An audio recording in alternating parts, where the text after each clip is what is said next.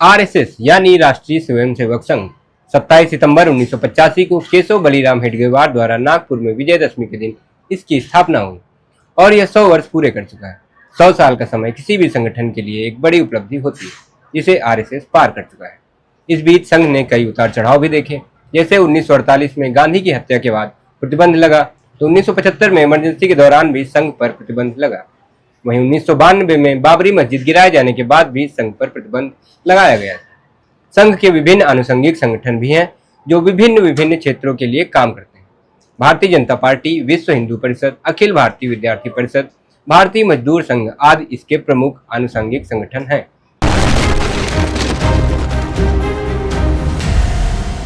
नमस्कार, मेरा नाम है अमरेंद्र और आप देख रहे हैं बोले भारत का किताबों पर आधारित खास कार्यक्रम ये किताब क्या कहती है। आज के इस एपिसोड में हम बात करेंगे देवनूर महादेव की किताब आरएसएस काया और माया की। मूल रूप से यह किताब कन्नड़ भाषा में लिखी गई थी। कन्नड़ में इसका नाम आरएसएस आलू मत्तू अगला है और इसका हिंदी में अनुवाद स्वाति कृष्णा ने किया है। देवनूर महादेव की यह छोटी सी किताब संघ का आलोचनात्मक विश्लेषण करते हुए लिखी गई है। इसमें वह संघ को एक मायावी संगठन की तरह देखते हैं और कथनी करनी में अंतर बताते हैं। इसके साथ ही वह लोगों से सावधान रहने की भी बात करते हैं। किताब में आरएसएस की काया यानी संगठन की संरचना और माया यानी इसकी प्रचारित छवि की बात की गई है। इसमें छोटे छोटे 5 चैप्टर हैं जिनके जरिए लेखक ने अपनी बात कही है। पहले चैप्टर में वह आरएसएस के विचारकों गोलवलकर, सावरकर और अन्य की बात करते हैं, जहां वह इन विचारकों के मनुस्मृति, भारतीय संविधान, हिंदू धर्म पर कही गई बातों का जिक्र करते हैं।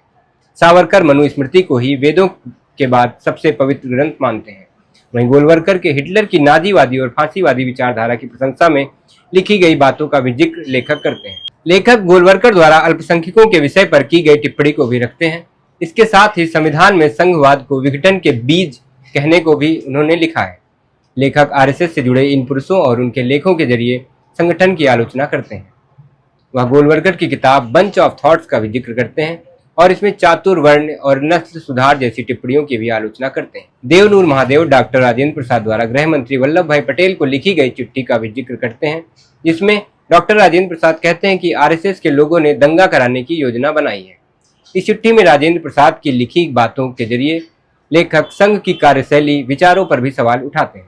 लेखक गोलवलकर के उस भाषण के बारे में भी लिखते हैं जिसमें वह स्वयं सेवक बनने वालों के लिए कहते हैं कि उनमें विवेक की जरूरत ही नहीं है। लेखक इसकी आलोचना करते हुए लिखते हैं कि वे इंसान नहीं बना रहे बल्कि स्वयं सेवक नामक अमानवीय रोबोट तैयार कर रहे हैं। आखिर में लेखक व्यापक हिंदू समाज से एकजुटता का आह्वान करते हैं और कहते हैं कि चातुर्वर्ण व्यवस्था के खिलाफ ब्राह्मण से लेकर आदिवासी समुदाय तक सभी एकजुट होकर लड़ाई लड़े।